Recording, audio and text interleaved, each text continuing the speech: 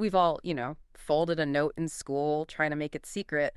But imagine if your life, or maybe the fate of a whole kingdom, really depended on that fold. Today we're diving into letterlocking, the amazing art of making paper its own secure envelope. Exactly. And this is so much more than just privacy. It's really about physical information security.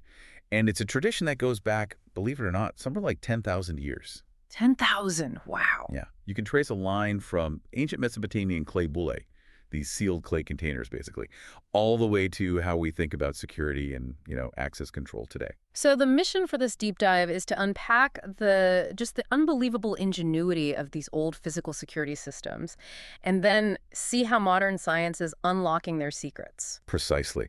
So letter locking, the formal definition, is folding the material so it acts as its own enclosure.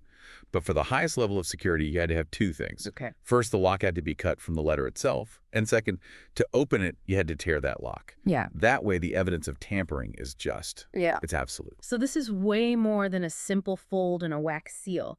This is a real structural barrier designed to show if it's been breached. Oh, it's a genuine piece of engineering. And Yeah. maybe the most complex version we've seen is called the spiral lock. The spiral lock. Okay, what's that? So imagine you cut a tiny thin sliver from the edge of the paper, but leave it attached.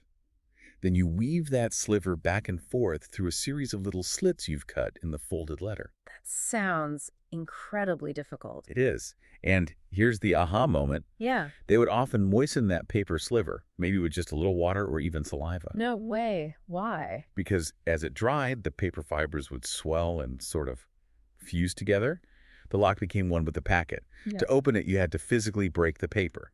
It was a self-destruct mechanism. That level of planning, it's mind-boggling. It shows that complexity, whether it's physical like this or intellectual, is key for real security. Speaking of complex challenges, sometimes the biggest hurdle is building the right system internally.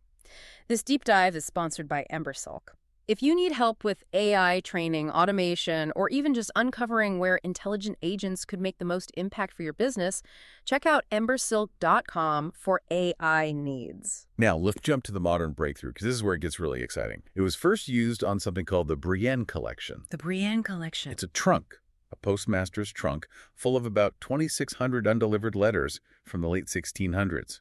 They're still sealed because, well, the recipients never paid the postage. So it's a perfect time capsule just sitting there for centuries because of a few unpaid fees.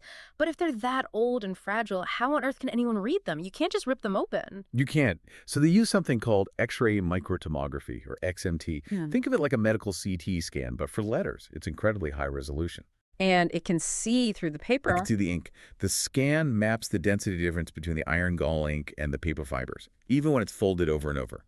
Then a computer algorithm can virtually unfold the letter layer by layer. So you can read a 300-year-old letter without ever breaking its seal. Exactly. They read one from 1697, a man asking his cousin for a relative's death certificate.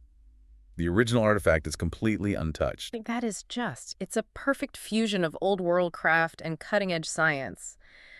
What about famous people? I've heard Mary, Queen of Scots, was a master of this. Oh, she was. She used the high-security spiral lock, even in her very last letter, the one she wrote just hours before her execution in 1587. Under that kind of pressure, that's incredible. It is. And the research suggests something really human. Her technique in that last letter seems a bit different, like she used a single wide slit instead of a few small precise ones. It might mean her usual tools, like a proper broad awl, were taken away, and she had to improvise with a knife. Just astounding ingenuity. It really highlights this constant human drive for secure communication, doesn't it? Whether it's with a tiny sliver of paper in the 16th century or with complex algorithms today.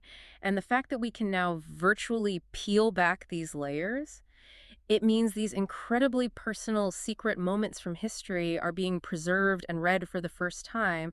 It just shows there's no mystery so locked away that human curiosity can't eventually find a key. It's a beautiful way to connect with the people who came before us.